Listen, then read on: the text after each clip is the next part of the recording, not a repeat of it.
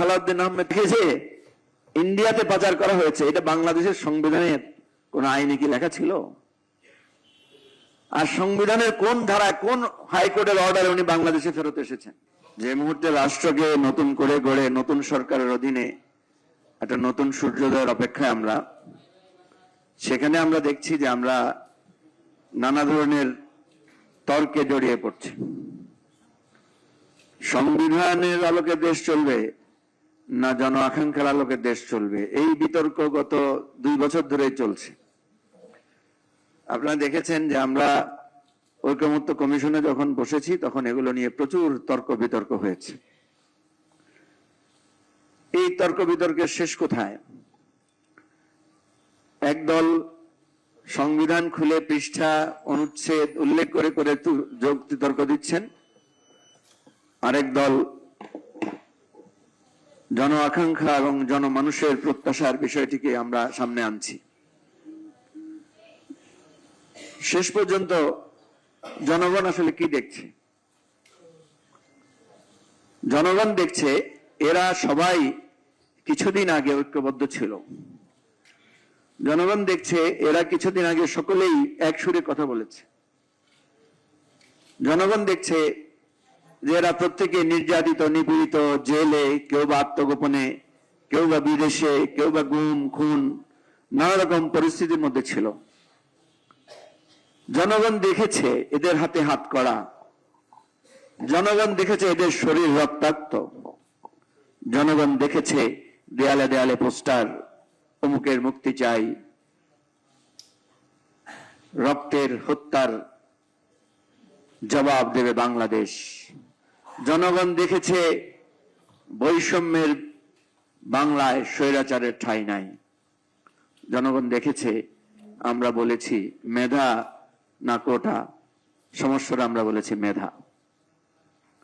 কিন্তু আজকে সেই জনগণই দেখছে যে এই যারা একসাথে ছিল তাদের মধ্যে আজকে বিভক্তি। এই বিভক্তিটা কি নিয়ে? আমরা দেখলাম ঐকমত্য কমিশনে বিএনপি তো তখন ক্ষমতায় ছিল না, কিন্তু তাদের আচরণ, কথাবার্তা, যুক্তি, তর্ক সবকিছু এমন যে তারাই ক্ষমতায় যাচ্ছেন। ক্ষমতায় গেলে প্রধানমন্ত্রীর ক্ষমতা খর্ব হয়ে যাবে, ক্ষমতায় গেলে সংসদ কিভাবে কার্যকর করতে পারবে না, এগুলো নিয়ে তাদের খুব বেশি কনসার্ন ছিল। আর মনে হচ্ছে যে বাকিরা সবাই আমরা সংসদ কিভাবে অকার্যকর করা যায়, প্রধানমন্ত্রীর ক্ষমতা কিভাবে খর্ব করা যায়, এ নিয়ে আমরা কাজ করছি। প্রিয় ভাই ও বন্ধুগণ, আমি কালকে একটা আলোচনায় বলেছিলাম যে এখন যদি কেউ পাকিস্তানের হাইকোর্টে মামলা করে যে বাংলাদেশের মুক্তিযুদ্ধ বৈধ হয়েছে না অবৈধ হয়েছে, সাংবিধানিক হয়েছে না অসাংবিধানিক হয়েছে, পাকিস্তান হাইকোর্ট কি রায় দিবে? নিশ্চয়ই রায় দিবে যে বাংলাদেশের মুক্তিযুদ্ধ যেটা হয়েছে এটা পাকিস্তান সরকারের বা রাষ্ট্রের বিরুদ্ধে একটা ষড়যন্ত্র ছিল, বা এটা পাকিস্তানের সংবিধান বিরোধী কাজ হয়েছে। কি বলেন, এটা দিবে না? এটা দেওয়াটাই তো স্বাভাবিক। 21শে ফেব্রুয়ারিতে যে আমাদের ভাষা সংগ্রামীরা 144 ধারা ভঙ্গ করেছে, এই 44 ধারা ভঙ্গ করা কি আইনি হয়েছে না বেআইনি হয়েছে? নিঃসন্দেহে বেআইনি হয়েছে। কিন্তু বাংলাদেশের ইতিহাসে ওই 21শে ফেব্রুয়ারি 144 ধারা ভঙ্গ করা আমাদের মুক্তি সংগ্রামের গৌরবোজ্জ্বল অধ্যায়ের নাম। বাংলাদেশের ইতিহাসে 71 সালে স্বাধীন বাংলাদেশের জন্য অকাতরে প্রাণ বিলিয়ে দেয়া আমাদের বাংলাদেশের লাল সবুজ মানচিত্রের প্রতিটি অক্ষরের সম্মানের, মর্যাদার, ঐতিহ্যের নাম। তাহলে আমরা তো এই ফয়সালাগুলো আগেই করেছি, এই হিসাবটা আমরা আগেই করেছি। এরশাদের দোর্দণ্ড শাসনের প্রতিবাদে বুকের মধ্যে গণতন্ত্র মুক্তি চাই লিখে যে নূর হোসেন জীবন দিয়েছিল, তাকে যে গুলি করা হয়েছে, সেই গুলির অর্ডারে কি লেখা ছিল? সেই গুলির অর্ডারে লেখা ছিল যে আইন শৃঙ্খলা ভঙ্গ করার জন্য তারা আসছিল, এই জন্য পুলিশ গুলি করতে বাধ্য হয়েছে, এটাই তো লেখা ছিল। কিন্তু নূর হোসেনের বুকের সেই তপ্ত বুলেট, রক্তের স্রোতধারা দিয়ে আমরা গণতন্ত্রকে মুক্ত করেছিলাম। সেই জন্য এখনো সবাই মিলে আমরা সেই গণতন্ত্র মুক্তির উৎসব আয়োজন আমরা পালন করে থাকি। সুতরাং 24-এর গণ অভ্যুত্থান কোন সাংবিধানিক বিতর্ক দিয়ে তৈরি হয় নাই। 24-এর গণ অভ্যুত্থান কোন ধারা উপধারা অনুচ্ছেদ উপ অনুচ্ছেদের বিশ্লেষণ দিয়ে তৈরি হয় নাই। এই কথায় আগে সবাইকে একমত হইতে হবে। আমরা প্রশ্ন করেছিলাম কোন অনুচ্ছেদ বলে বিএনপি নেতাদেরকে গুম করা হয়েছে, সালাউদ্দিন আহমেদ খেয়েছে ইন্ডিয়াতে পাচার করা হয়েছে, এটা বাংলাদেশের সংবিধানের কোন আইনে কি লেখা ছিল? আর সংবিধানের কোন ধারা কোন হাইকোর্টের অর্ডারে উনি বাংলাদেশে ফেরত এসেছেন? উনি বাংলাদেশ থেকে পালিয়ে গেছেন, সরি বাংলাদেশ থেকে ওনাকে গুম করা হয়েছে, ওনাকে পাচার করা হয়েছে সংবিধানের প্রত্যেকটি ধারা উপধারা অনুচ্ছেদকে ভুলণ্ডিত করে। আর জনগণ সেই সংবিধানের ধারা উপধারার প্রত্যাখ্যান করে রক্ত দিয়ে উনাকে সহ বিএনপির বহু নেতৃবৃন্দকে মুক্ত করেছেন। প্রিয় ভাই ও বন্ধুগণ, আপনারা জানেন বাংলাদেশের রাষ্ট্রপতি প্রধানমন্ত্রীর পরামর্শ ছাড়া কোনো কাজ করতে পারেন না। আচ্ছা, গণ অভ্যুত্থানের পর বেগম খালেদা জিয়া 5 তারিখ গণ অভ্যুত্থান হলো, খালেদা জিয়া মুক্তি পেয়েছে কয় তারিখ বলেন তো? 5 তারিখ রাত্রেই তো উনার মুক্তির অর্ডারে স্বাক্ষর করেছেন রাষ্ট্রপতি। তো উনি কার পরামর্শ নিয়ে করেছেন? খালেদা জিয়ার মুক্তি কি সাংবিধানিক ভাবে হয়েছে না অসাংবিধানিক ভাবে হয়েছে? তাইলে বলেন, আপনারা সাহস করে বলেন একটু।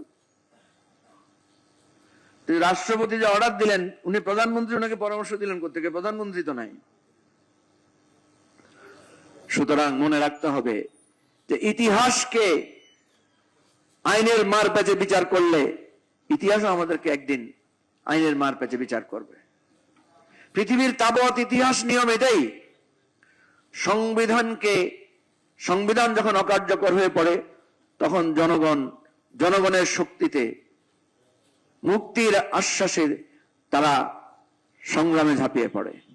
হ্যাঁ, সংগ্রাম থেকে যখন তারা মুক্ত হয়, দেশ যখন শান্ত হয়, স্বাধীন হয়, সবকিছু স্থিতিশীল হয়, আবার তারা সংবিধানের নিয়মে ফিরে আসে।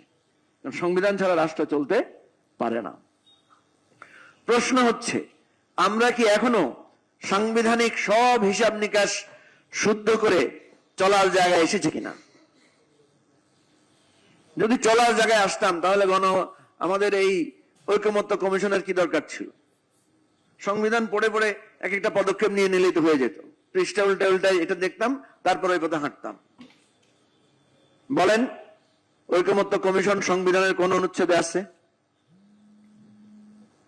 নাই বলেই তো আমাদের গণভোটের প্রয়োজন হয়েছে, নাই বলেই তো ঐকমত্য কমিশনের প্রয়োজন হয়েছে, নাই বলেই তো প্রফেসর ইউনূসকে এনে একটা অন্তর্বর্তীকালীন সরকার গঠন করতে হয়েছে।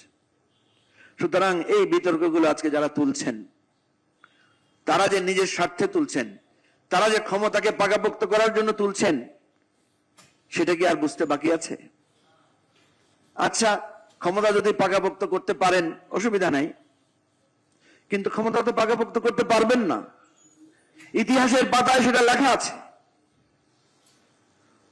69-এর গণ অভ্যুত্থানের পরে 70-এর নির্বাচন আমরা পেয়েছিলাম, কিন্তু সেই আবার দেখা গেল 70-এর নির্বাচনকে বিজয়ী দলকে ক্ষমতায় বসতে দেওয়া হয় নাই। সেখানে সংবিধান মানা হয়েছে, নিয়ম নীতি মানা হয়েছে? হয় নাই। ফলে মুক্তিযুদ্ধ অনিবার্য হয়েছে। এই ইতিহাসগুলো ভুলে গেলে চলবে না। প্রিয় ভাই বন্ধুগণ, আজকে আপনি ক্ষমতায় গেলে সব ভুলে যাবেন আর দোষ দিবেন যে বিরোধী দল বা আমরা যারা আছি তারা শুধু সমস্যা তৈরি করছি। আমাদের তো কোনো সমস্যা নাই। আপনারা 31 দফায় যে কথাগুলো বিধৃত করেছেন সেগুলাই গণ অভ্যুত্থানের আকাঙ্ক্ষা, সেগুলোই আমরা ঐকমত্য কমিশনে আলোচনা করেছি। সুতরাং এখনো সময় আছে, আসুন আমরা সমঝোতার টেবিলে বসে আলোচনা করি কি সমস্যা। আপনারাই তো দ্বিকক্ষ বিশিষ্ট সংসদের কথা বলেছেন। দ্বিকক্ষ বিশিষ্ট সংসদ আমাদের সংবিধানের মৌলিক চরিত্রের পরিপন্থী, ফলে সংবিধান সংশোধন অনিবার্য। আপনারা জানেন সংবিধান সংসদ মৌলিক চরিত্র পরিবর্তন করতে পারে না। 1991 সালে সংবিধানের মৌলিক চরিত্র ছিল রাষ্ট্রপতি শাসিত শাসন। সেইটাকে যখন সংসদ পরিবর্তন করে সংসদীয় ব্যবস্থায় উপনীত হয়েছে, তখন গণভোট দিতে হয়েছে, জনগণের সম্মতি নিতে হয়েছে।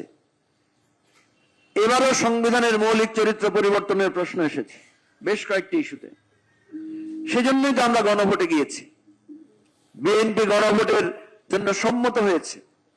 প্রথম দিকে আপত্তি করলো, ইরান ভাইও সে আপত্তির মধ্যে ছিলেন, পরে চেঞ্জ হয়েছেন। তাহলে এই গণভোট আমরা সবাই মেনে নিলাম, ভোটে সবাই অংশগ্রহণ করলাম, ভোটে আমরা হ্যাঁ ভোটের পক্ষে সবাই প্রকাশ্যে প্রচারণা চালালাম।